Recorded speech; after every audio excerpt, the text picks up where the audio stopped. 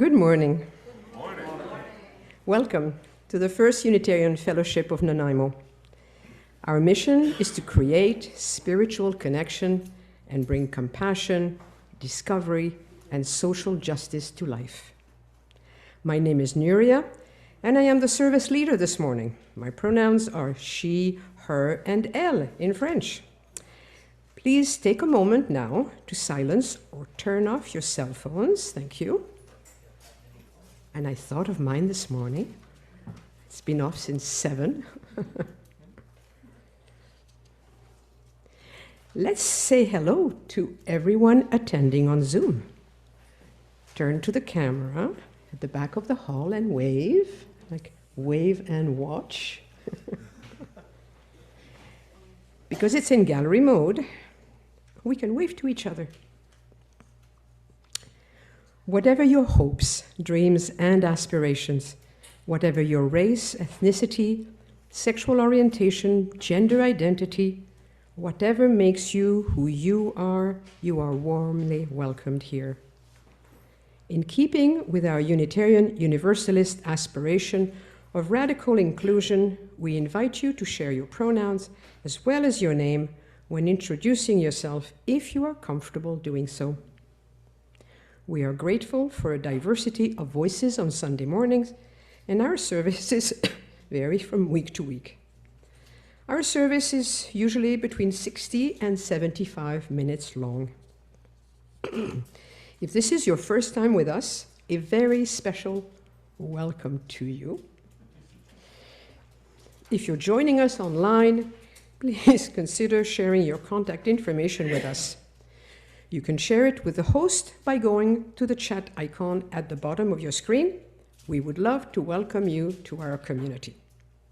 We have a website, ufon.ca, and invite you to check out for more detailed information about who we are, the services we offer, and how you can connect with us.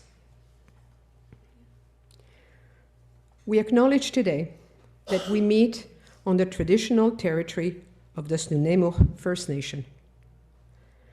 As Unitarians, we are committed to the work of reconciliation required to address the harm done to all Indigenous peoples and their cultures by non-Indigenous peoples.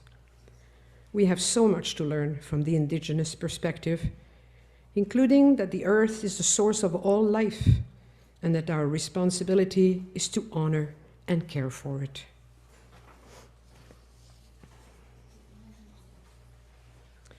We have 2 announcements this morning related to Pride Parade. One is from Rupert. As you know,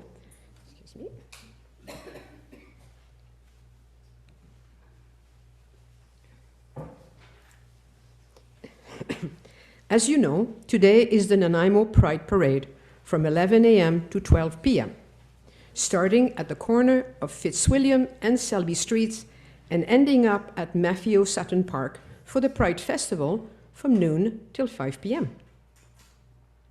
UFON will be walking in the parade carrying our own banner with Brecon United Church and other welcoming congregations, and then sharing a booth with them at the festival in the park. For the parade route map, see the poster on the notice board at the back of the hall. Rainbow Committee co-chairs Rupert Raj and Jay Ishaya have set out on the tables beside the wall, Pride lapel pins for us to wear, and small pride and trans flags for us to wave as we celebrate our sexually and gender diverse families and communities supported by our wonderful allies. So that's the table here. The second announcement is from Bob. Bob Goodman will be driving to the Pride Parade queuing area right after the service and can offer rides to 4 passengers. To find out all about all special events, groups, and meetings taking place in the hall, you can go to the calendar on the website You can read the weekly emails sent to you on Friday. You can check out the large whiteboards in the hall by the washrooms. Let us now enter into sacred time. Nico, well known and well loved in this fellowship, is subbing for Leah today. He will lead us into worship through music.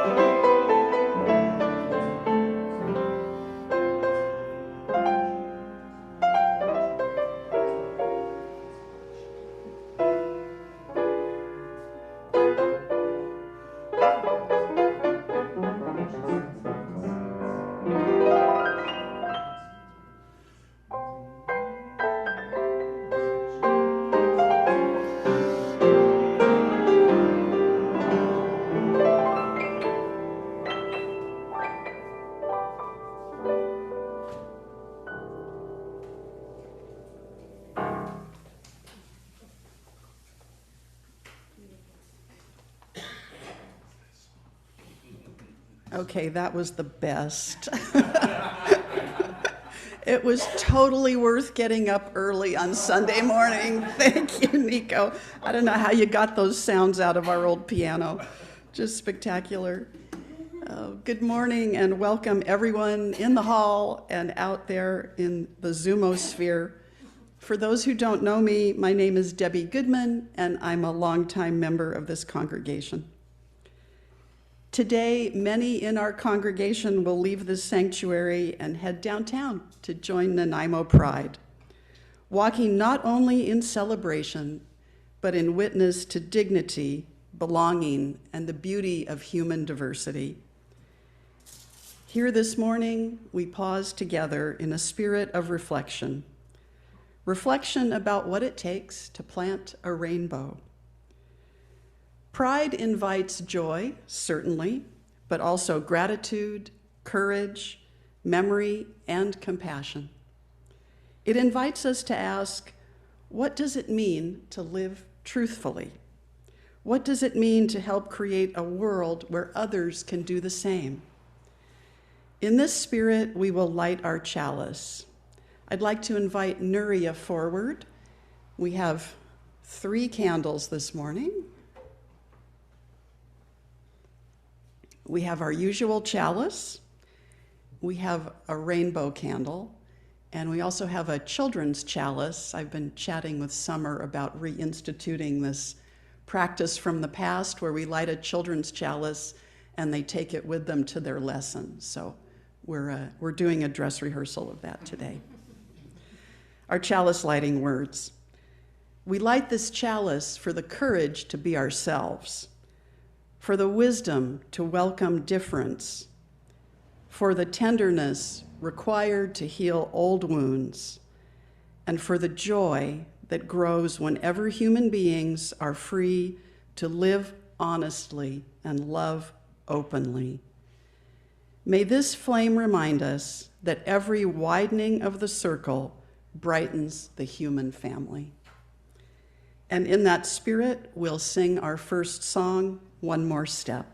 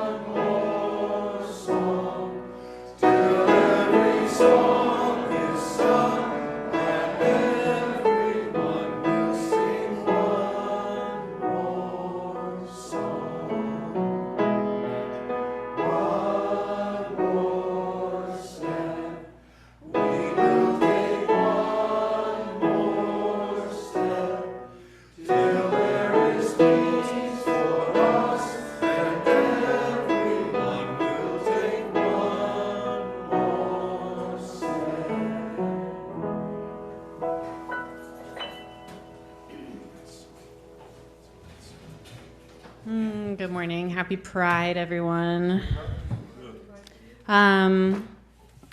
This Pride feels a little bit different coming from America. Last year, I was the president of the kind of LGBTQIA community in Juneau, and it was the biggest Pride that we had had in years. I made it so we had one event for every day of June. We had a Pride prom. We had all of these new events that I was super excited by. And so it's just kind of weird to go from that to a country and a place where, at least right now, it's okay to be queer. So I feel like this year I'm taking a lot of grief with me. I'm feeling a lot of grief this Pride, and it's kind of a strange feeling. But anyways, with that said, today's book you may have seen on Last Week Tonight with John Oliver. This is A Day in the Life of Marlon Bundo, written by Marlon Bundo with Jill Twiss, illustrated by E.G. Keller. And I think this came out during the Cheeto Man's first time in office, because it talks about Mike Pence. And I was reading this book the other day, and I was like, oh, yeah, I remember that. It's been such a time in America. So we got this one for my daughter, and this was one of the ones she also tried to get rid of, and I was like, no, no, no. So, hello, my name is Marlon Bundo, and I'm a bunny. I live with Mom, Grandma, and Grandpa in an old stuffy house on the grounds of the U.S. Naval Observatory, and that's because my grandpa is the vice president. His name is Mike Pence. But this story isn't going to be about him, because he isn't very fun. This story is about me, because I'm very, very fun. This is the story of my very special day.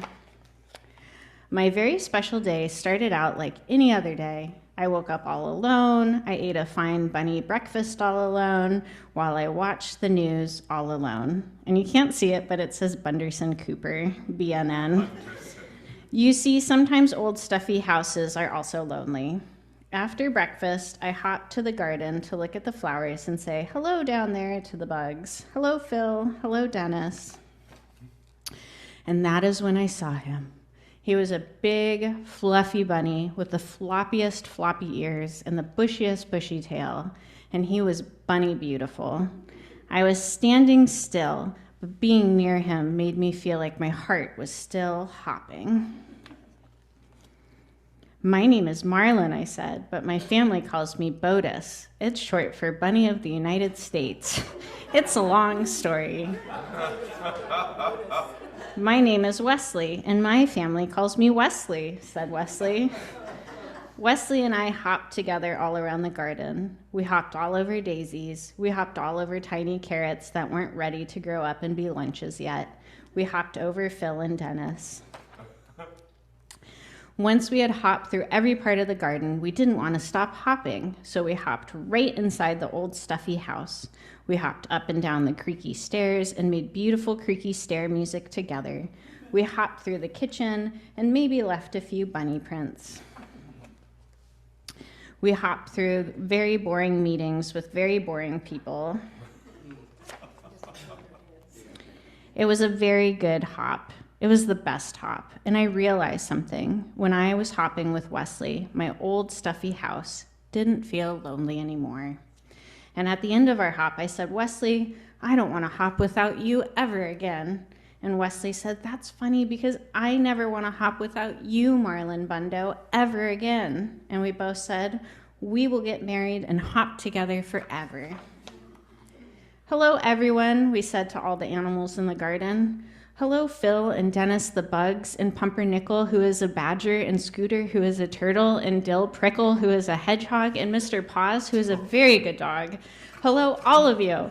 We are getting married so we can hop together forever. Hooray, said Phil and Dennis the bugs, and Pumpernickel, who is a badger, and Scooter, who is a turtle, and Dill Prickle, who is a hedgehog, and Mr. Paws, who is a very good dog. Hooray, said all of our friends, because that is what friends say. Wait, said a scary voice. You can't get married. We looked around and saw that the scary voice was coming from the stink bug. Let me tell you a little bit about the stink bug. The stink bug was in charge. He was very important. None of the other animals could quite work out why he was in charge or how he was important, but he was. And that meant that he made the rules. That meant all the animals listened to him, even though he was, and this is very true, very stinky. Boy bunnies don't marry boy bunnies, said the stink bun.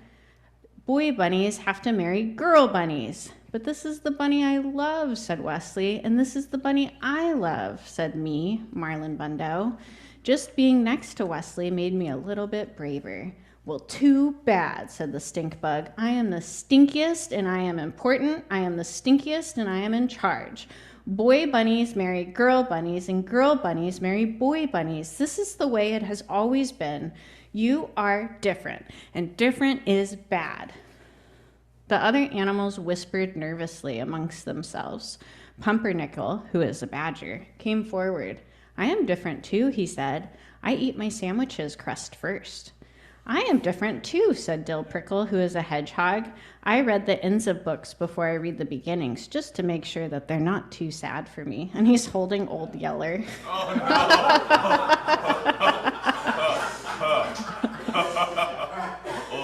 I am different too, said Mr. Paws, who's a very good dog. Sometimes I sniff butts, and I don't know why.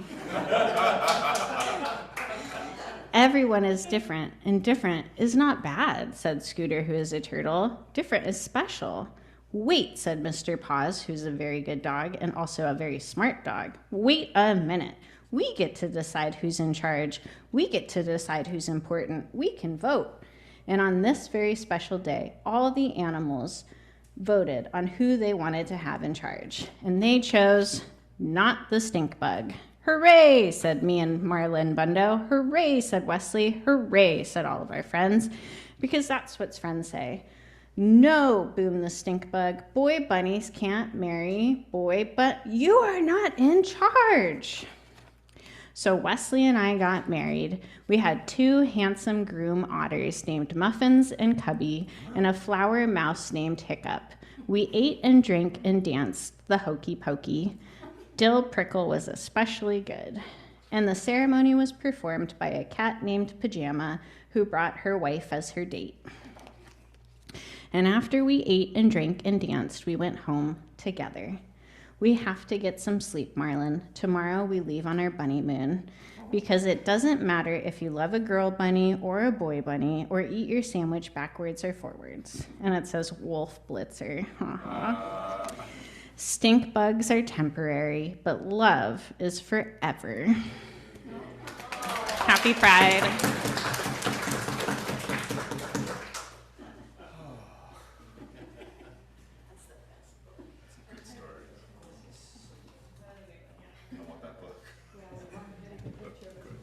Gosh, that was cathartic. That was, oh my God, the stink bug is temporary.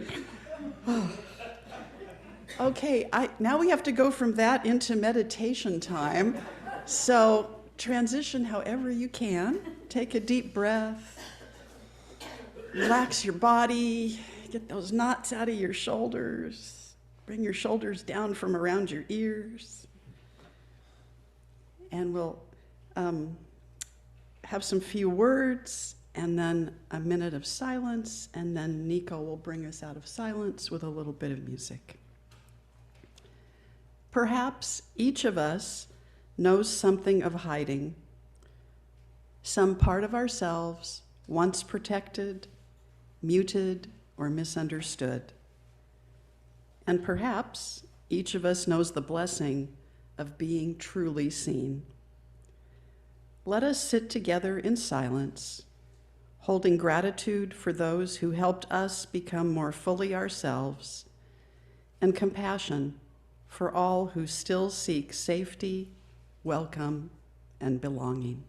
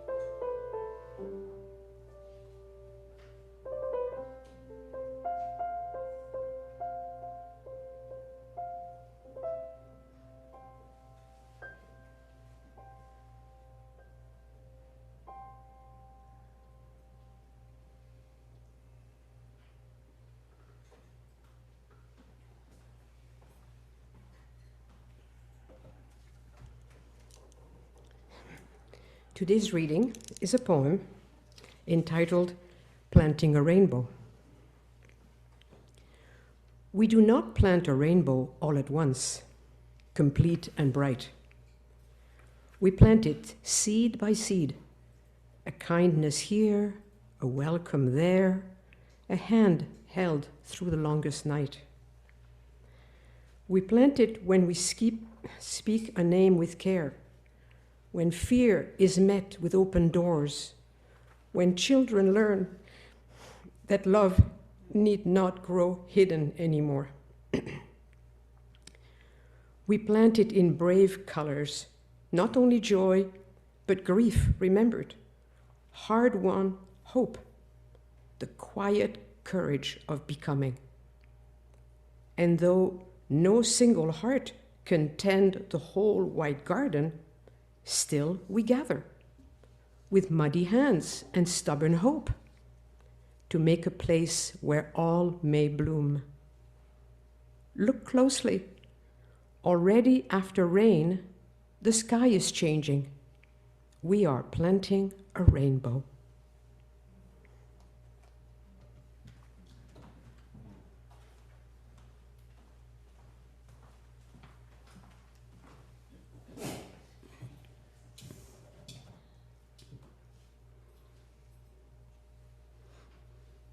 At this time of year, many of us are gardening, or at least thinking about gardening.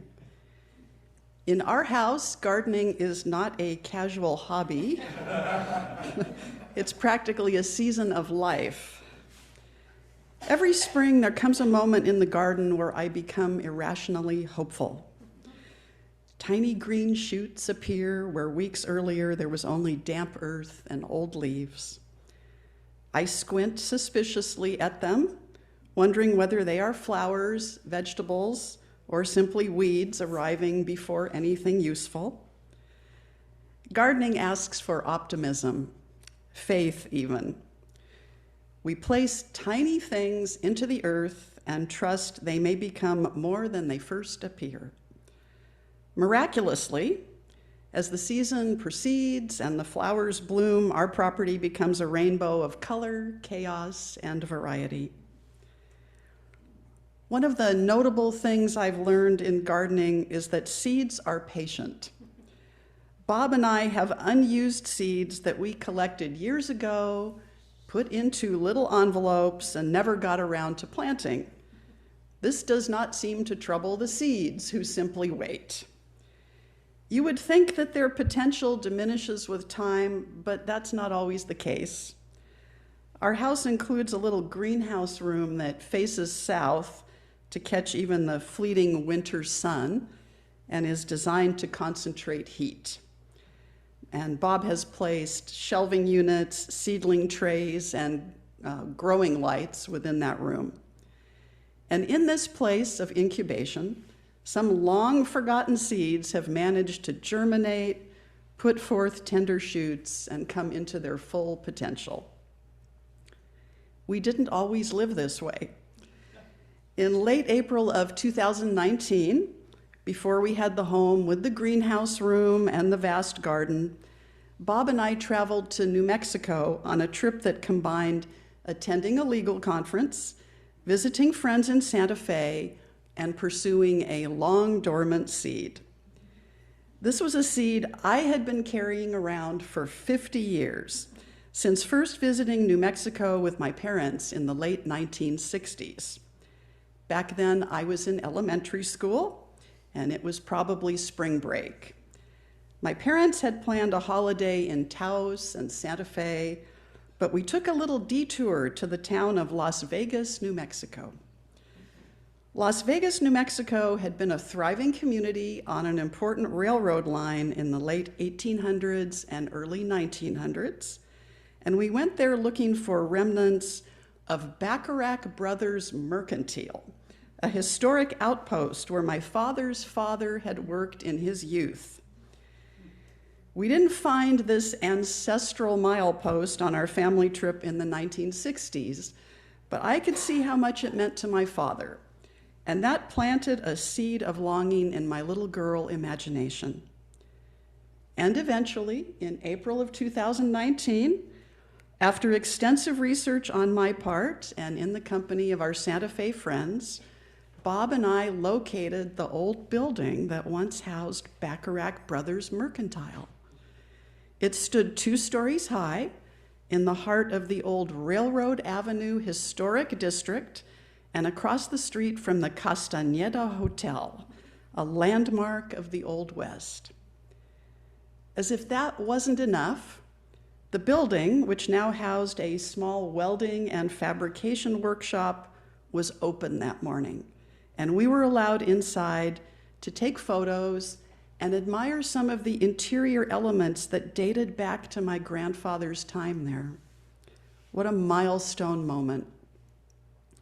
This seed of longing for connection with a long-lost ancestor had finally sprouted, grown, and bloomed.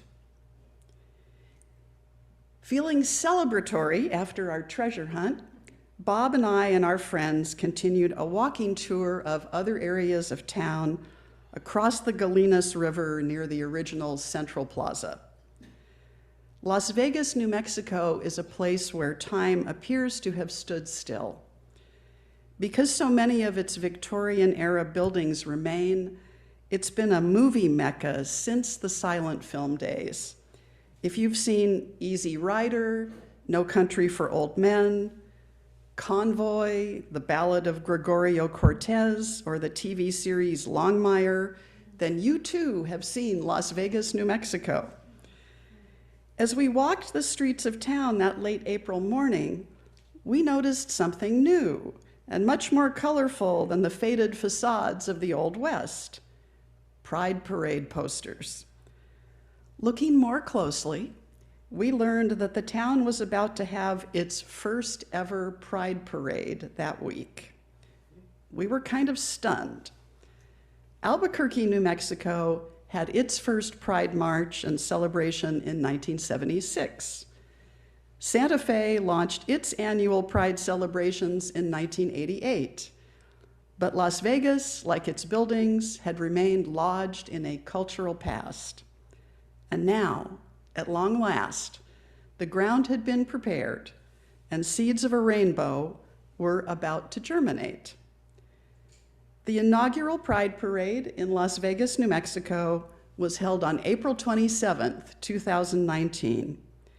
It was launched by a student coalition called PRISM, which stands for Promoting Respect for Identity and Sexuality Movement, from New Mexico Highlands University, in partnership with local community members to foster visibility and combat historical discrimination in the area.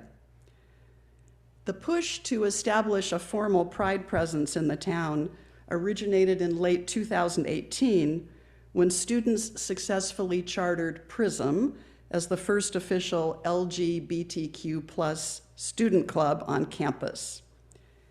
They were inspired by the 50th anniversary of the Stonewall riots in 1969, and they wanted to create a safe public space for queer residents in a rural, conservative area that historically featured few public resources for the LGBTQ+ community. And the event was highly successful. It drew nearly 3,000 attendees.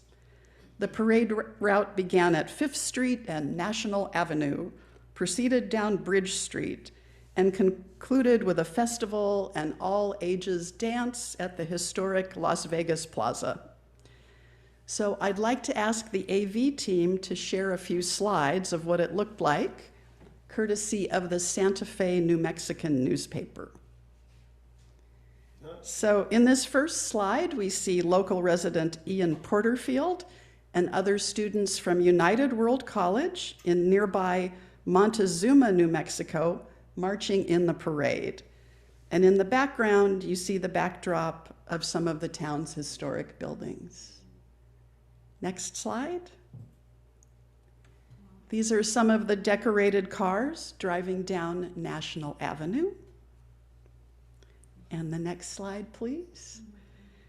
This is participant Illyria Stratton waving on their way to the town's Central Plaza, where Bob and I had enjoyed our delicious chili rellenos for lunch just a few days before. And the next slide, please. And in this slide, we see two of the local spectators, Adriana Pacheco and 2-year-old Luciano Pacheco, waving their rainbow flags and cheering on the parade. And I'd like to hold that slide for a couple of minutes. Contemplating this image, I'm reminded of something humbling. Gardens do not happen by accident. First comes the preparation, then come the seeds, or perhaps tender young plants. And if all goes well, eventually there is beauty, color, abundance, unexpected surprises. But even then, the work is not finished. And you can stop slide sharing now. Thank you. Many people in this room have lived through remarkable change. Some remember a time when many LGBTQ people remained invisible for fear of losing family, work, housing, or safety. Some remember when same-sex relationships could scarcely be spoken aloud in respectable company. Some remember church communities that offered not welcome, but condemnation.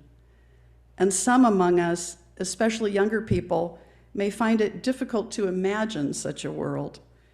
But before there could be celebration, there had to be courage. Many in this room have helped prepare that ground, often in quiet ways. Gardens teach us something else important. Progress is real, but not permanent. What flourishes must still be tended. Inclusion is not a one-time accomplishment. Compassion requires tending. Welcome requires renewal. And justice, too, asks for gardeners. It's ongoing work that requires commitment. And yet, gardens are also a joy. Today, many among us will head downtown to walk in pride. Some will carry signs, some rainbow flags, some perhaps just sunscreen and comfortable shoes. And maybe beneath all of it, we might think of ourselves not only as celebrants, but as gardeners, people helping prepare the ground, people protecting the tender shoots of justice, people widening the space where human beings may bloom. Because after all, rainbows do not plant themselves. Thank you for listening, and blessed be.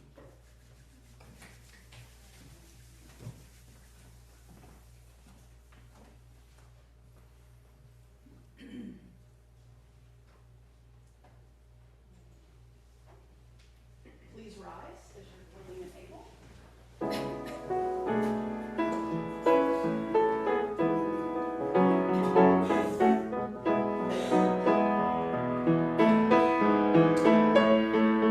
All the snow is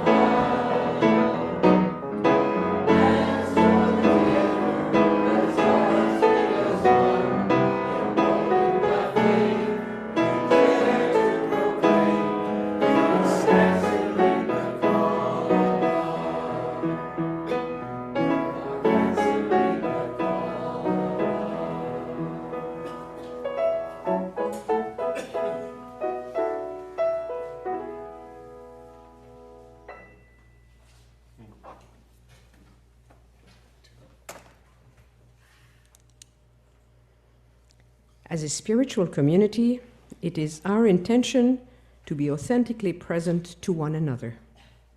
One way we do this is by listening to the truly significant personal milestones in our lives. Please, no announcements or political statements. This is a time to show we care for one another and provide support. And remember to say your name. Not everyone knows who you are. Today, we pretty well do. You may have a minute or so for your joy or sorrow. I will place the stones in the bowl for you as you share your joy or sorrow. We'll begin with those of you in the hall, and then we'll invite those attending on Zoom.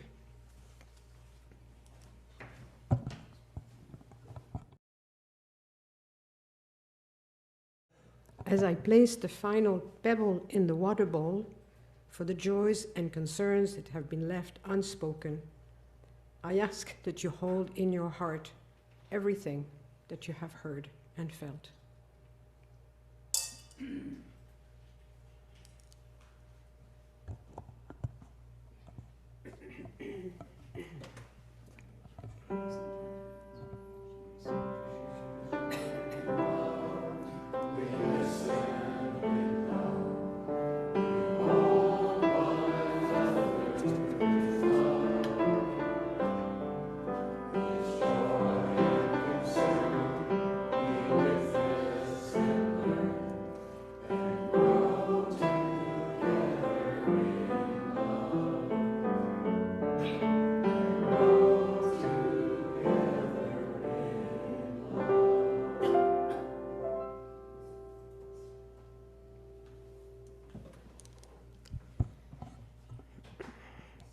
It is time for the offering. For those of us in the hall, Bill and Charla will now pass the baskets for the offering. And for those of us, for those with us for the first or second time, we consider your presence to be your contribution. Feel free to let the basket pass. Those online can go to our website and click the big blue donate button on the homepage to give. To help the wider community, half of all cash donations will be given to the charity of the month. And the charity this month is NALT, the Nanaimo Area Land Trust. Since 1995, NALT has been working to fulfill their mission to support, promote, and protect the natural values of land and water in our area. There is a link for more information about their work in the weekly update. And I'm hoping to get the sign that says this is a pollinator garden, which is beautiful, by NALT, because I think I have quite a number of native plants, and I can't wait to have that beautiful sign in my garden. So I just have to, Brenda, our administrator, assistant, has such a sign. I have to have one.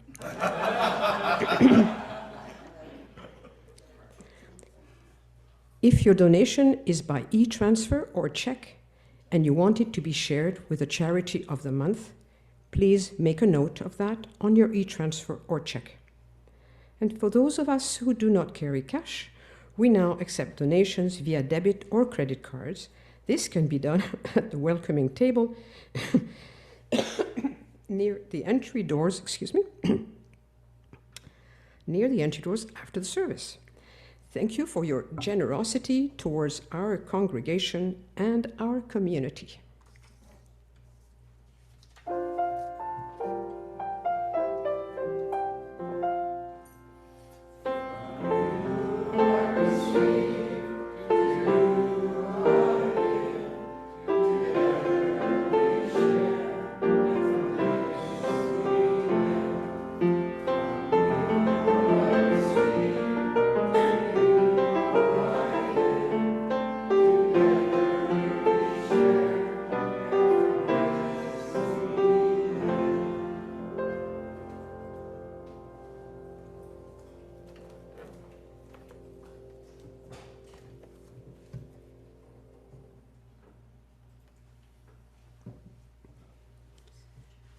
Today, as we step out into Nanaimo's streets, Perhaps we go not only as spectators or marchers, perhaps we go as gardeners.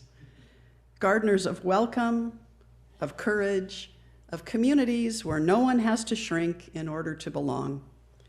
Because rainbows, beautiful as they are, do not appear by magic. Someone prepares the soil, tends what is fragile, and keeps showing up to pull the weeds. Someone chooses again and again to widen the circle. And perhaps, if we are fortunate, future generations may simply walk through the garden and think, of course, everyone belongs here. Go in peace and joy this morning.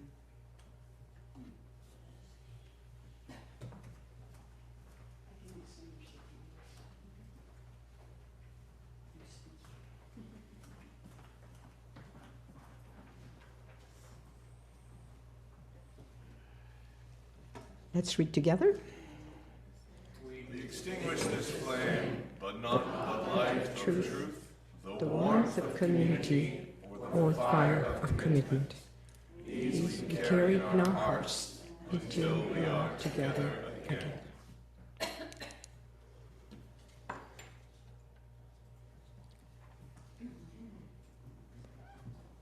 Today we will not have the refreshments and conversation or breakout rooms so as to allow attendance at the Pride Parade. I want to thank the many people who have given their time and energy to make today's service so special, starting with Debbie, of course, our presenter. Along with the Sunday Services Committee, the audiovisual team, Nico, the greeters and the offering collectors, those at the welcoming table, heartfelt gratitude to all of you. We'll now sing our final song, Carry the Flame. The words are on the wall, in the hall. Our custom is to stand and hold hands or touch elbows as you are comfortable.